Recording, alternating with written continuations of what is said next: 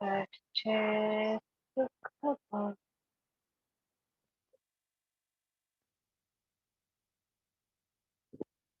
Om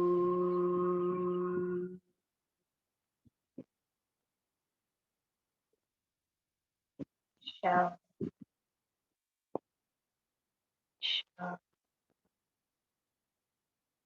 Shanti.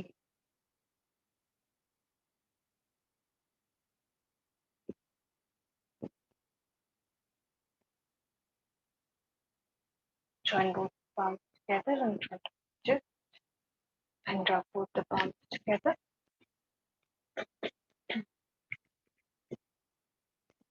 Keep them on the eyes. Very slowly while blinking and looking at the palms. Open up your eyes, come back to the smile. And namaste everyone. Let us begin today's session. So yesterday we were talking about Bhakti Yoga, the emotion behind Bhakti Yoga, and how one can proceed on the path. So at the end I touched upon the Apara Bhakti and Para Bhakti. So that is how you actually begin on the path. So when Krishna ji described these two categories of bhaktis, he actually gave the starting point, the building up point, and then eventually the higher level also he mentioned. Okay. So a person who knows that their emotions are, their strength, they can channelize these emotions towards creating an attachment towards the divine. Okay, because if they create attachment towards any other thing, they will always be disappointed because everything is constantly changing, and each and every one of us are still on our journey towards perfection. So unless and until you devote yourself to God, somebody who is perfect. Yesterday we discussed the qualities of God. So somebody who has adorable qualities and is perfect, that person you need to set as your, you know, um, God, and that God is actually going to help you to liberate yourself from the suffering. Okay, so you start by worshipping the God, right? So you must have seen in a lot of places, especially in India, we have a lot of temples. So people go to temples to worship, to take out the time for kirtans, where there is singing, there is dancing, there is a lot of celebration also. So bhakti yoga in that way is again very engaging, because not only are you on a process of disintegrating your own self, you are also enjoying that process. So kirtans, bhajans, these things, keep the mind also engaged, and a sense of enjoyment is incorporated by default when these things take place. Okay, so if you have ever had the chance to attend any kirtan, you would know what I'm talking about. Highly energetic. You instantly feel a very different vibe when you enter that place. And if you have come with a very low mood, or you're not feeling very well, and then you go attend a kirtan or go to a temple, it can be like any religious place. So even if you walk into the church, or you go to a gurudwara, masjid, all of these places, if you go over there, you will instantly feel much better, because the constant chanting of mantra in that place, mantras in that area, creates a very positive vibration around that area. So as soon as you enter that place, you feel those vibrations. Yeah. So like in meditation, you would be doing mantra chanting, but think of a place where mantras are chanted almost throughout the day. That place, the vibration completely changes. So for a bhakt, the easiest way to begin the journey is to go into all the rituals that have already been set. Okay, so going to the temple, praying, reciting mantras, Even some people at their home keep idols, and like not only, in fact, all of us have idols of gods in our homes, especially in India. We do. However, some people like treat God, the idol, as a real person, and they have a routine set with uh, the routine of the god. So they bathe the idol, then they first offer food in India. This is a very common tradition to first offer the food to God and then eat. Yeah, so they offer the food first to the god, and you will see, and somebody who is looking at it from the outside will think that the person has gone crazy, right? Because that thing does not have life. But for the bhakt, if you look from the eyes of the bhakt, that is when you will see that it's only like our belief system which gives life to anything around us. Okay, so if you don't believe in something, suppose you do not believe in um, maybe somebody doesn't believe in yoga, they will have a very different experience. And if you believe in the practice of yoga and then you are practicing, your experience will be completely changed. So I'll narrate an example uh, which I experienced myself. So my grandmother was highly religious, and she used to go to the temple every day.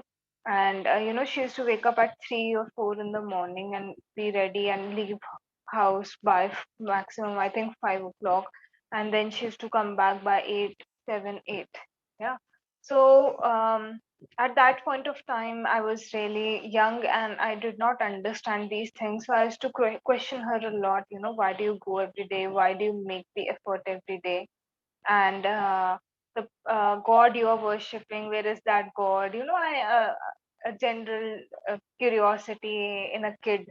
And I used to cross question her a lot, and she couldn't, like, after a point, she couldn't explain things to me because her devotion was very high and there was no point of putting it into words. So, if somebody is not going through that experience, no amount of words can, explain that thing to you. Okay. So, she tried her best, but it didn't like quite work for me. Unless and until I myself stepped into the practice of meditation and yoga, and that is when I experienced what she was actually trying to say. And that is when I understood that whenever you are able to put your belief somewhere, if something in your life happens in such a manner that you place your belief in something you have never believed before. Yeah, so it was a complete contrast for me. Earlier I used to argue and question. Now I was at a point where I started believing myself. So, whenever this contrast happens, that is when the person actually is able to understand. Basically, the experience, it should be experienced by someone. So, right now we're talking about Bhakti Yoga. However, when you experience it, you will feel so different. Like, this is just theory. I'm just trying to make you understand, okay, this is a path of yoga. But if you meet a Bhakt, you will see immense love in their eyes, and uh, their way of being gives life to that thing. That is the beauty of bhakti yoga. Okay, so the bhakt understands that you know um, it is uh, the mind which has the power. Again, the bhakt also understands the power of the mind, but chooses to direct it in this direction. Okay, so he is channeling it in this direction. So the belief is also very important when you come in bhakti yoga, and that is how you begin. You go to temples, or you read the scriptures, you get to know about the god, you get to connect with the god, you feel that connection.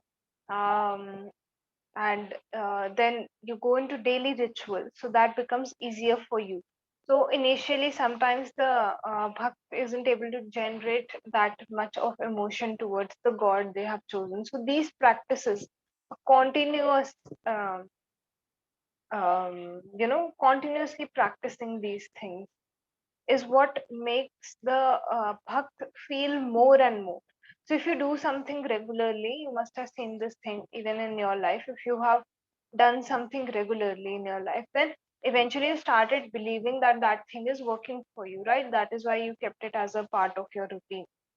So same thing happens with the bhakt also. As the bhakt moves through these routine rituals, the bhakt is able to reach that point where he is able to first connect with the god that he's trying to connect to, and then eventually go to a very high level, a high state, where they see the existence of that consciousness in everyone. So yesterday I spoke very briefly on this, so that is why I'm elaborating a little bit today. So then it turns into something which will make you see god in everyone. So you will see everyone as a part of god only.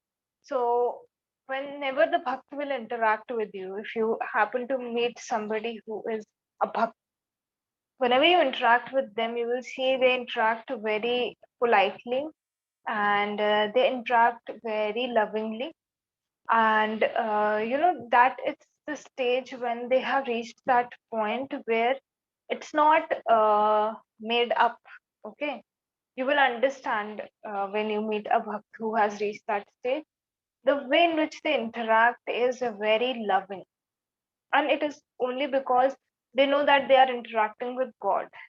When they look at the other person, they feel that they are interacting with god, and they have so much love and devotion towards the god that they, you know by default, that thing comes from within. Very naturally that thing comes from within, where they are interacting with another person, another being, in that manner only. There is no fear, there is no jealousy. There are the defilements of the mind are purified when you come to parabhakti. So there, it is a very high stage, and immense purification has already taken place by that stage. Okay, so then you will also find the different types of bhakts. Okay, so there is a mention of the various types of bhakts. Let me write this down for you.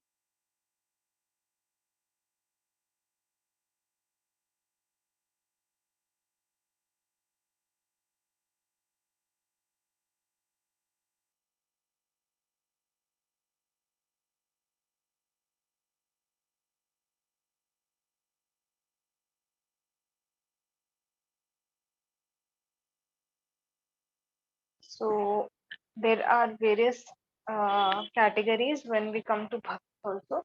So before I step into this, another thing about bhakti yoga is the uh,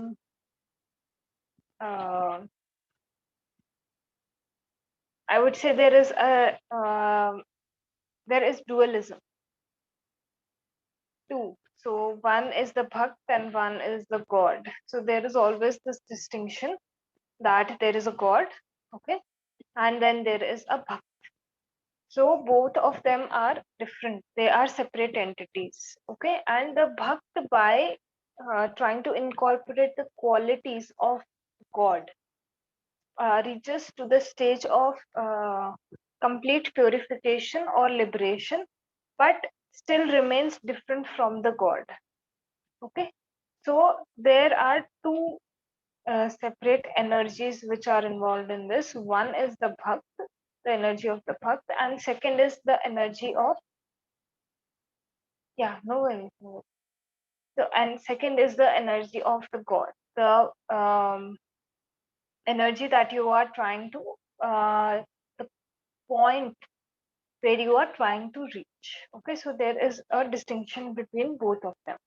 So this should be very clear when you step into bhakti yoga.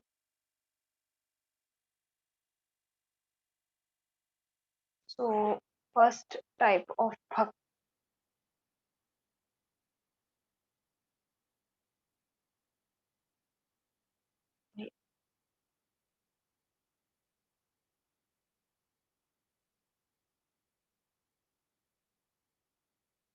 Okay, Arth, Arth. Then we have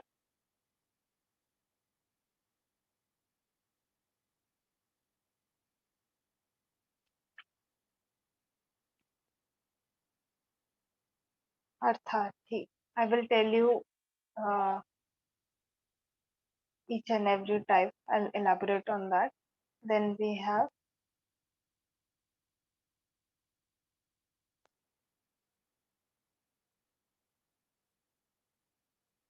and then we have Kami. Okay.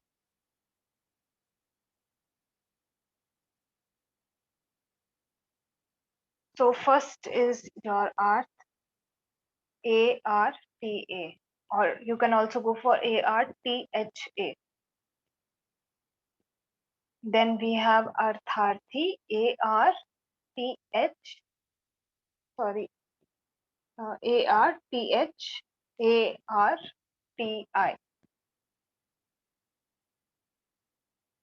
Then Jigyasu, JIJNASU.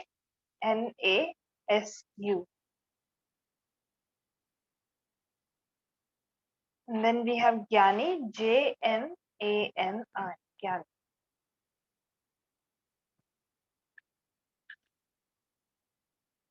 Four categories of bhakt.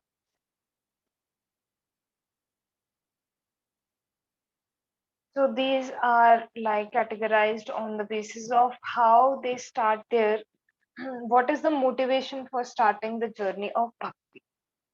Okay, so let's come to the first one, Arth. So there are a lot of bhakts in India also. You will find a lot of people go for bhakti yoga. One thing is that bhakti yoga is much more prevalent than any other form of yoga. Okay, in India especially. Okay, so the Arth bhakti is suffering in life. Okay, so most of us face some difficulty or the other when we are, you know, navigating through our life, and the Arth bhakti is also the same.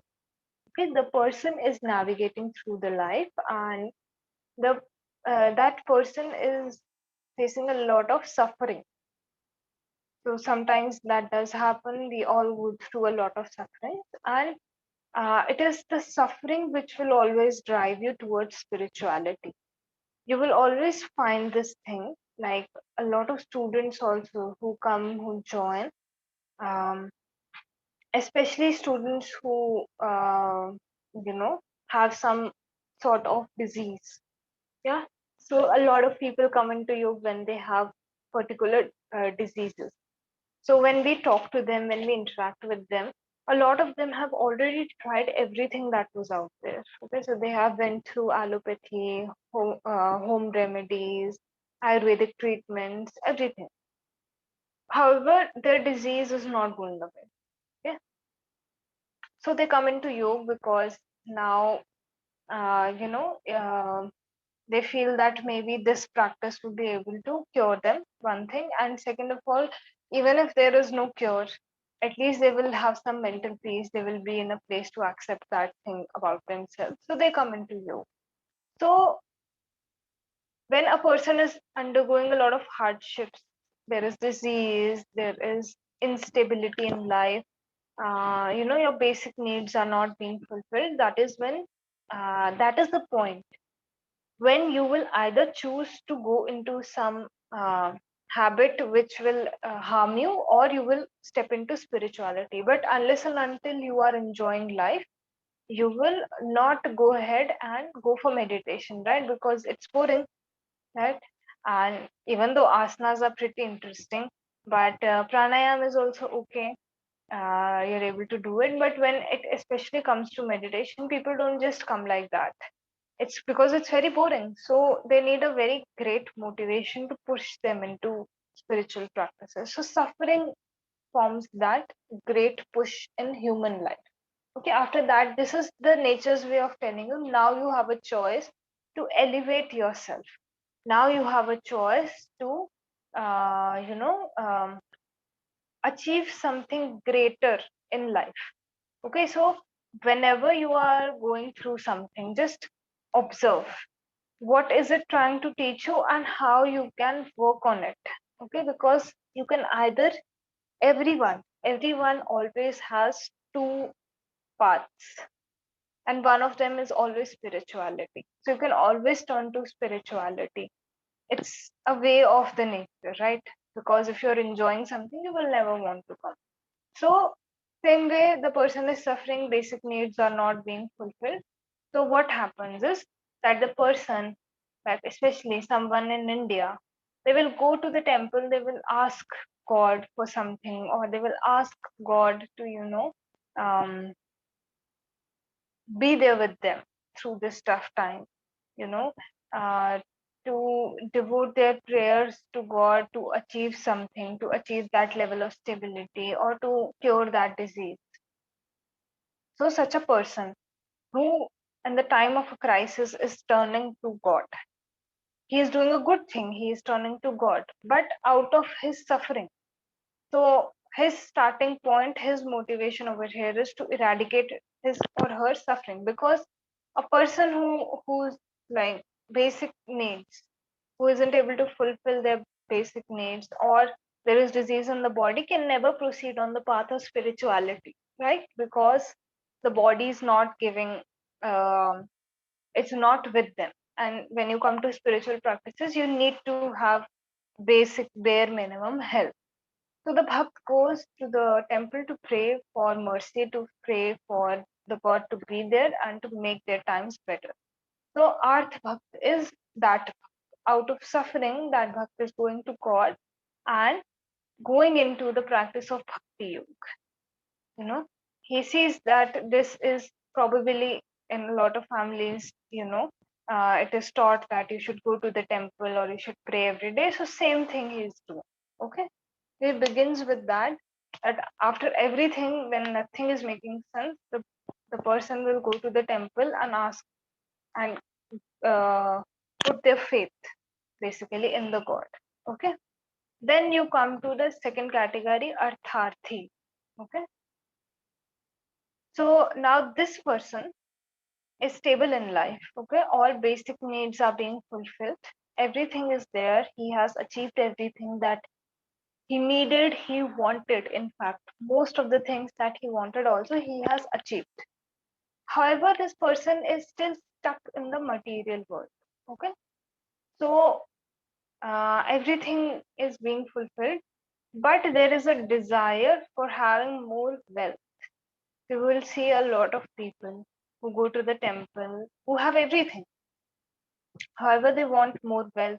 There are specific gods, mantras, which are specifically chanted for increasing the wealth in one's life, right?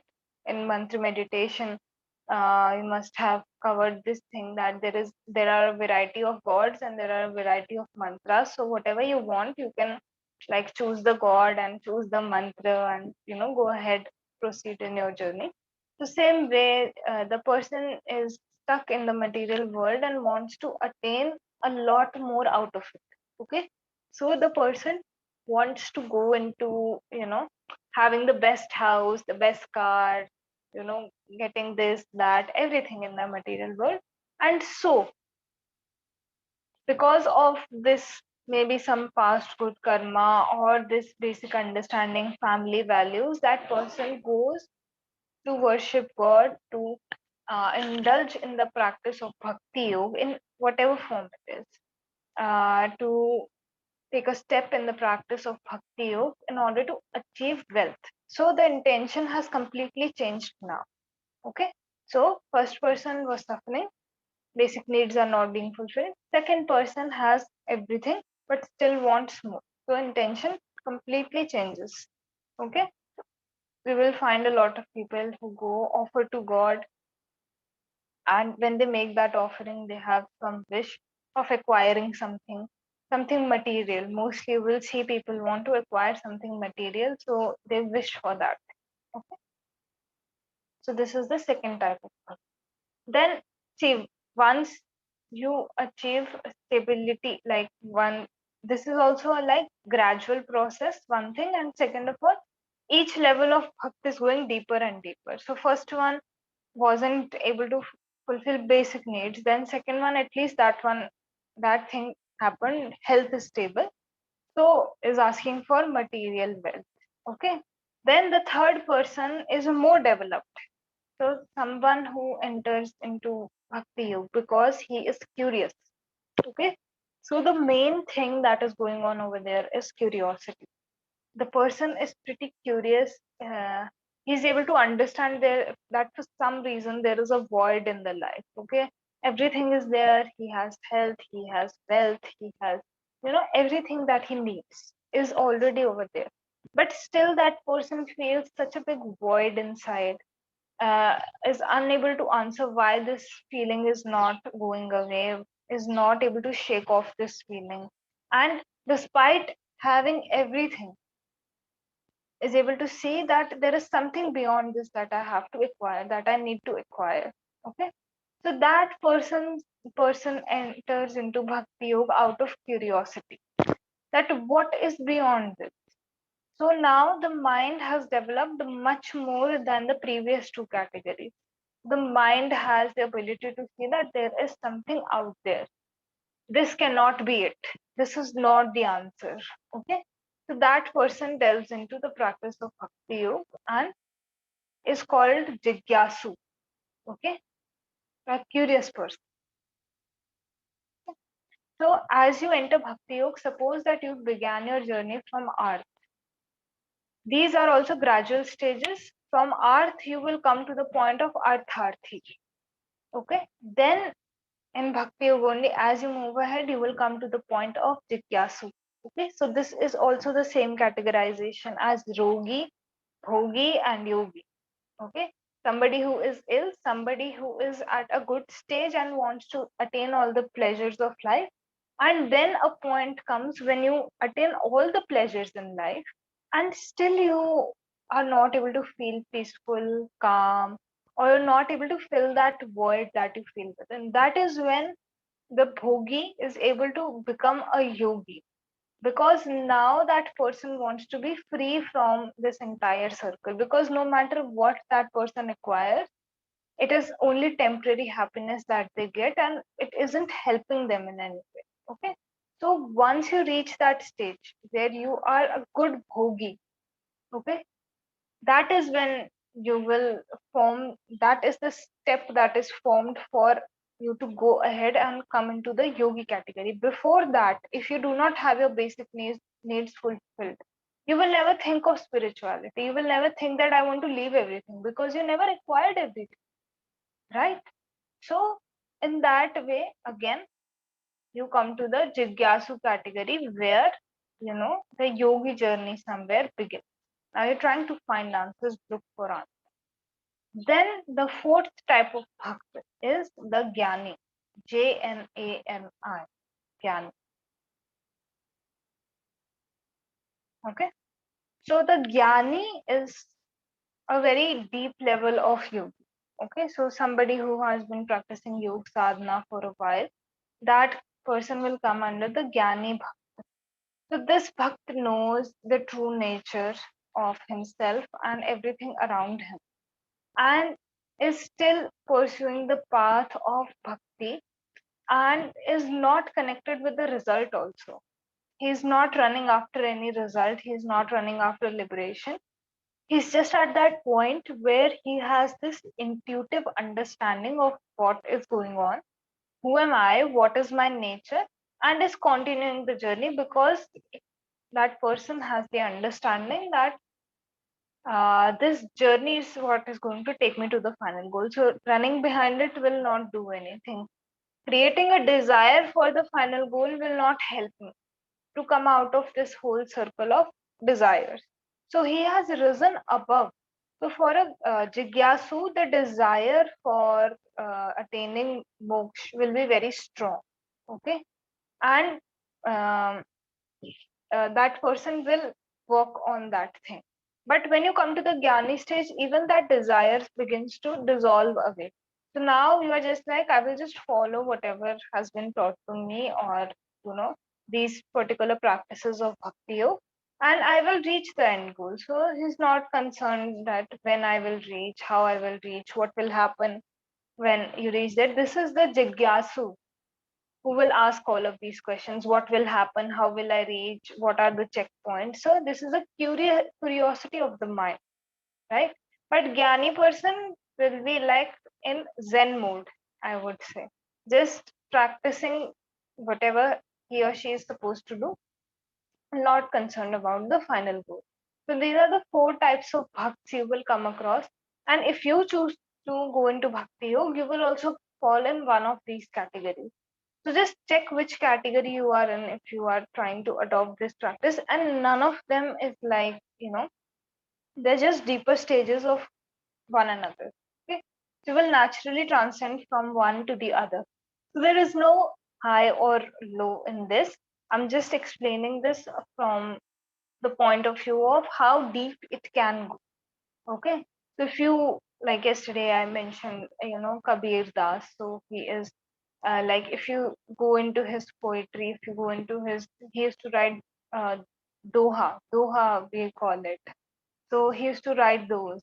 So when you go read those things, you will see how much love is reflecting in his work. And same, if you go into Sufism also, Sufism is a very good example of Bhakti Yoga, where you will see that when a person is practicing Sufism, you will see Sufi songs, they have immense love and purity of love. And when you go into the songs, into the whole, um, literature, everything, all the practices, you will see the reflection of that thing in Sufi practices also. So Sufis again, I mean, like Rumi was one of the people who were in Sufism. Okay, so if even if right now you listen to some Sufi songs, you will see that in their voice. Like you will catch that in their voice. So there are so many forms in which Bhakti Yoga exists, and from culture to culture, this will vary. So, like in India, we have certain rituals. So, for various religions, there are various uh, practices, various rituals. But the main point, so after this class, the main point should be clear that it isn't the practice that matters. Okay, it is the emotion that should matter. So sometimes bhakts get caught up in the ritual so much that it stresses them out and they are not able to go beyond that thing. Okay, so be very careful when you are going into bhakti yoga that the ritual is not the end point. There are so many fights also taking place between people from different religions. So that was never the point.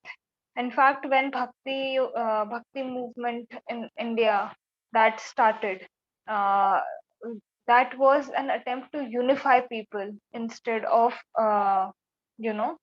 because religion, like there was a very the division was too much. So the bhakti movement came in to unite everyone. Okay. So the main point of bhakti yoga is always unity and reaching a point of unconditional love. It is never meant to divide. And you can start with any practice, like for mantra also. Maybe you do not believe in Hinduism. But if you chant, if you just say the word Shiva, Shiva, Shiva again and again, it is going to produce a vibration. So now you're going deeper into the study of mantras also. So you will see that the word produces certain vibration. So the vibration is what you are aiming for, not the word. Okay. So the word, if you get stuck on the word, you will get stuck over there. But if you gain a deeper understanding of the practice, that is when you will be able to go deeper and see that, okay, when I chant certain things, there is some impact that is being produced on the body and it is helping to connect. So that is your purpose when you are stepping into these practices. So be very careful. And once again, main goal is to develop unconditional love. That is the point at which the yogi reaches when he goes into a deep level of sadhana. So when the bhakt is liberated, he is still separate from God. However, he has acquired all the qualities and at the same time achieved stability in mind through this practice. So any doubts in this related to this? Any doubts? No, thank you. It's clear. Okay. Okay. So no doubt. Okay, so let me just start with your next topic, even though I wanted to start with Gyan Yoga today. Bhakti Yoga took most of the time. So let me just give you a very brief introduction of Gyan Yoga. So tomorrow we will discuss upon it in detail. So like you have written Gyani, you can also write Gyan, Jnana.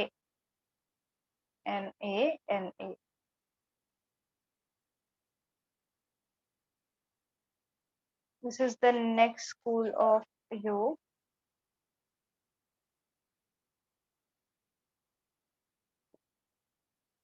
Okay. And now we have jumped from a person who believes in action to a person who believes in emotions.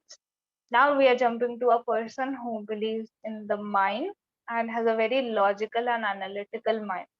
Okay. So Bhakti and Karma Yoga are much more easier to practice than Gyan and Raj Yoga. Okay. So Gyan Yogi is something like a Gyan Yogi when you talk of this person. Not every person can be a Gyan Yogi. Okay.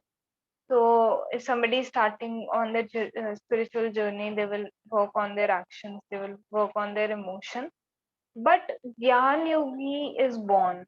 Mostly they are like born because when I talk to you about something, when I talk to a Gyan Yogi about that same thing, the difference will be that they are hearing those words, but like for us, we get motivation for a little while and then we again go into the old patterns of the mind, right?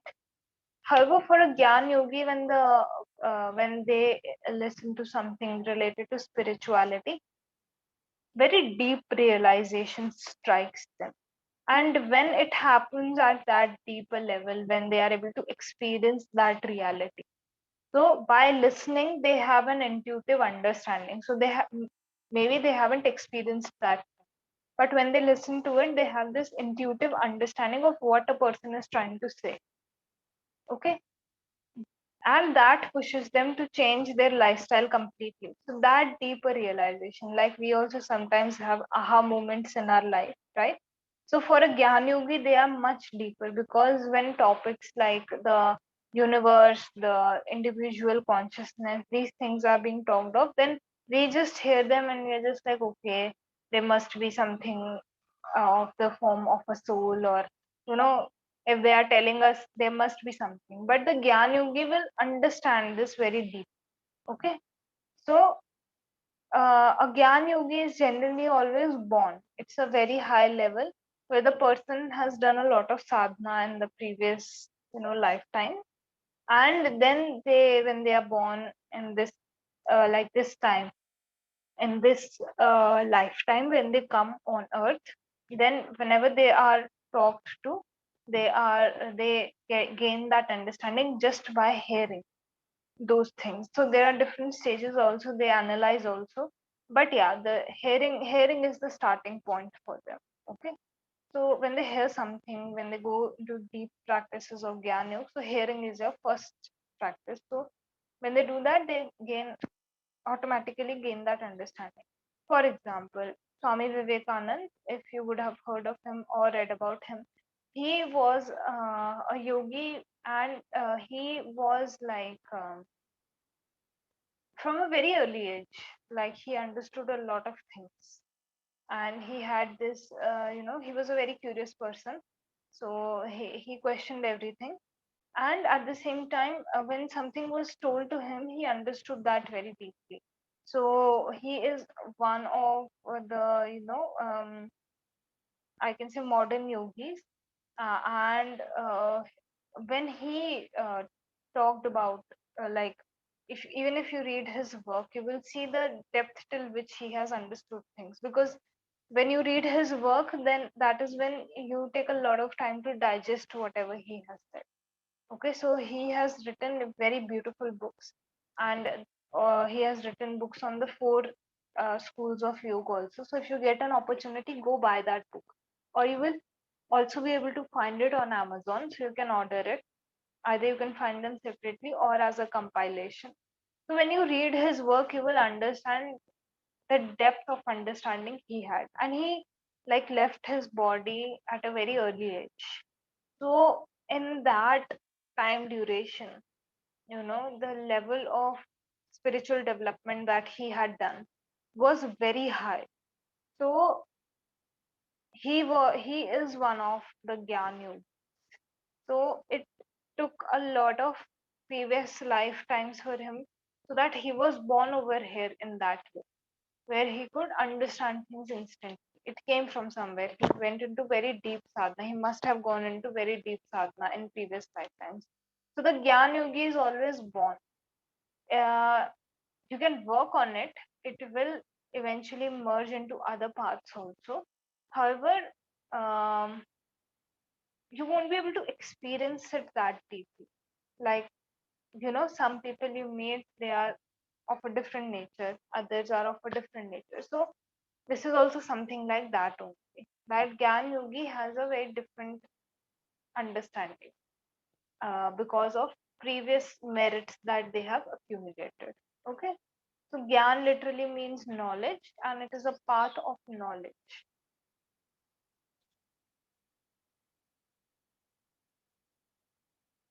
Tomorrow I will elaborate more on these things, okay, about the path of Gyan Yoga. And let's end today's session then. Okay. So back in next week. Yeah. Actually, we were talking about pre-recorded video yesterday. I seen there in my account, but I was not able to see where it is. Actually, I own that email ID and I put password. My account was open, but I couldn't see where it is. Pre-recorded videos. Pre-recorded videos you will find in course. When you go to your course, that is when if you click on courses, then you will see like the title of your course. There would be a box and the Hmm. title of the course, and then when you click on that, that is when the course curriculum will open. Okay. Okay. When you see that, like, go to the curriculum part. So there are, I think, two categories that are there. One, I don't remember the name. One is curriculum. Mm-hmm. So when you go to curriculum, you will see all the videos day wise. Okay. Thank you. Can I Let ask a quick question? Sorry. It's about the bhakti yoga. Like the Hare Krishna, sometimes they have like groups of people and they might be chanting really loud. So that could be maybe, kirtans and mantras. But are there like ever any bhakti yogas that are a little bit more quieter?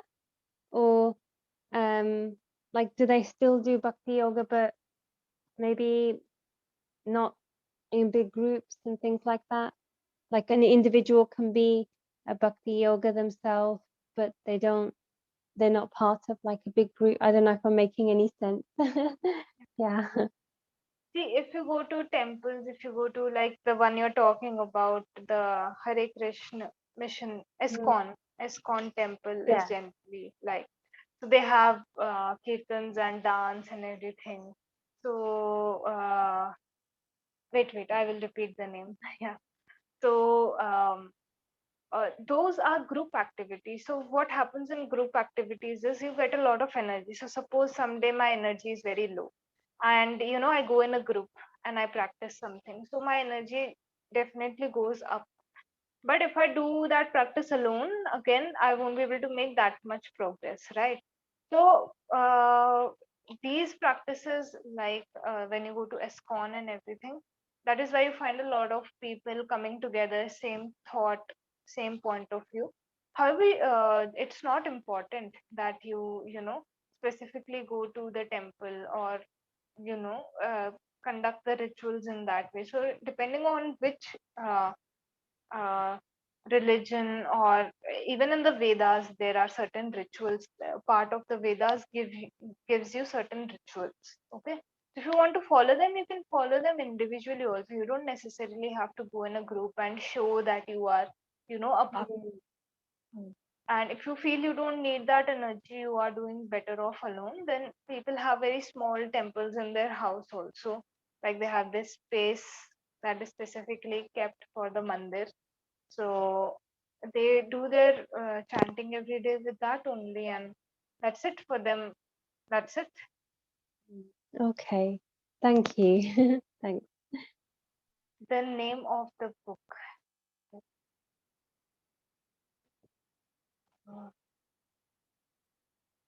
Okay, let me write down the name. Swami Vivekanand.